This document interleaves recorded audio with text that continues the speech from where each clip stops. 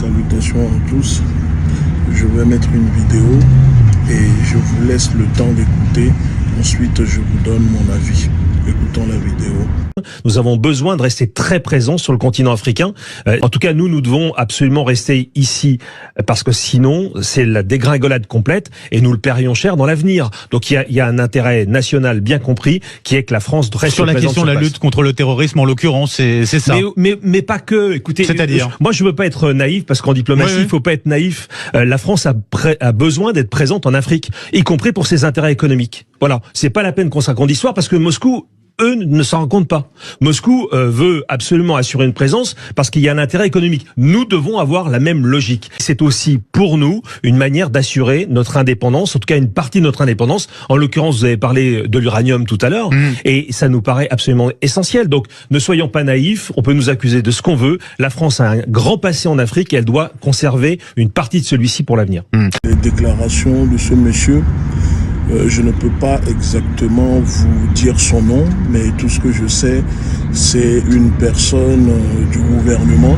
En tout cas, c'est un politicien du gouvernement de Macron.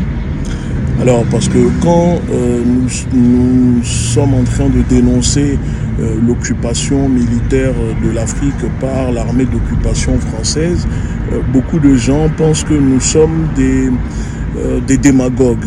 Ils disent que nous sommes des suprémacistes noirs, que nous sommes dans la haine, nous sommes des anti-français, etc. Mais voici maintenant des responsables politiques, des gens du gouvernement en France qui, aujourd'hui, pour justifier une réoccupation militaire du continent africain, remettre en place une politique coloniale. Et donc, pour justifier cela, écoutez les déclarations farfelues, les motifs qu'il déclare en disant que la Russie ne se cache pas de parler du pourquoi la Russie est présente en Afrique, etc. Cette comparaison n'a même pas lieu d'être parce que la présence de la Russie en Afrique est demandée et souhaitée par les dirigeants, les États et les populations. Et la Russie n'a pas de base militaire, des bases d'occupation en Afrique. Elle n'impose rien aux pays africains. Vous avez vu récemment le déplacement du président du Congo-Brazzaville qui dit que la Russie est un partenaire sincère grâce à qui les pays africains arrivent maintenant à se libérer et ne subissent plus la pression, les diktats de l'Occident. Aujourd'hui, leur vrai visage commence à sortir entre ces déclarations à lui et les déclarations du général Lecointre qui vient d'être reçu au Bénin par la serpillière, la marionnette de la France, le président Talon, qui reçoit ce mec qui n'a pas hésité pourtant à dire sur les médias en France que la France doit se préparer à recoloniser l'Afrique. Vous voyez? Et ce sont des gens comme ça que nos dirigeants reçoivent en déroulant le tapis rouge, en serrant leurs mains, en prenant des photos et en le diffusant. Parce que nous avons des gouverneurs noirs à la tête de ces camps de concentration. Ce ne sont pas des dirigeants souverainistes. Ce qui se passe, c'est quoi?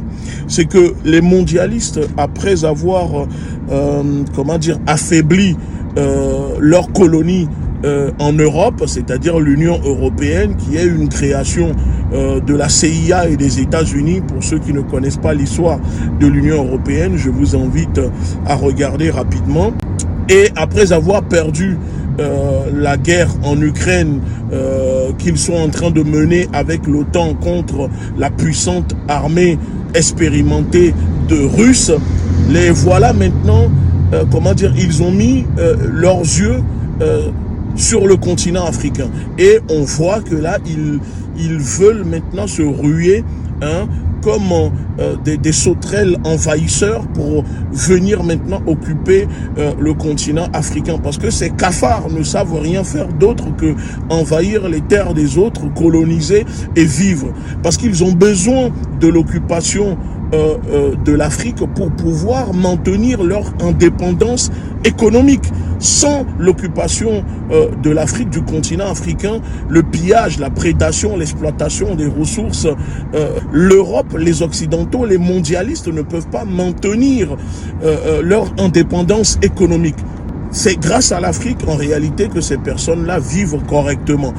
Tout ce que vous voyez en Europe, etc., c'est grâce au pillage qu'ils font, que ce soit en Amérique latine, etc. Donc, peuple africain, quand nous sommes en train de vous dire qu'il faut se préparer et dire que nous sommes en guerre, et quand on est en guerre, tous les moyens sont bons pour défendre ces terres. Donc ce n'est pas la peine de lamenter, de pleurnicher sur les réseaux parce qu'on vous dise que en France, l'extrême droite va arriver au pouvoir.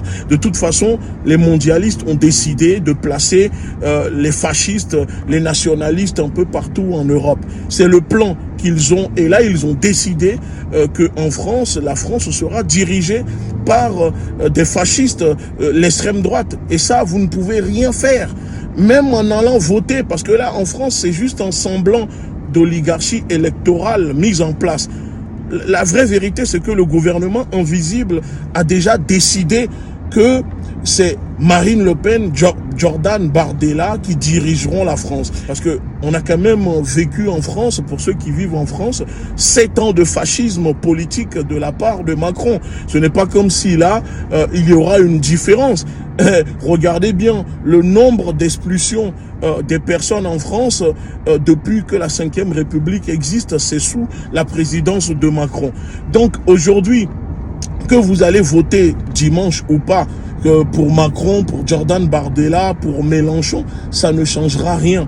D'ailleurs, vous avez vu dans leur programme politique, aucun de ces partis qui instrumentalisent la souffrance des personnes issues de l'immigration dans les quartiers populaires, dans les banlieues, notamment la France insoumise, avec la grande gueule de Jean-Luc Mélenchon qui appelle les Noirs, les Africains à voter pour eux, pour faire barrage. Vous avez vu, pas une seule fois, une seule déclaration à propos de la politique extérieure de la France en Afrique.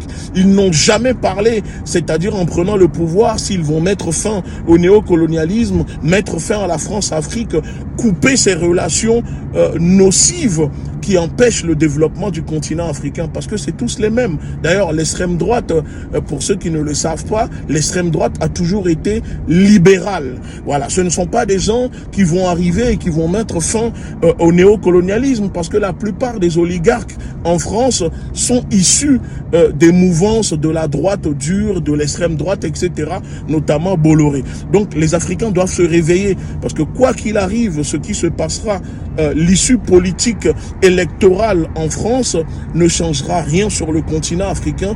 Ils auront, le même comportement vis-à-vis des richesses de notre continent. Donc c'est à nous de nous mobiliser, c'est à nous de comprendre cela pour les empêcher.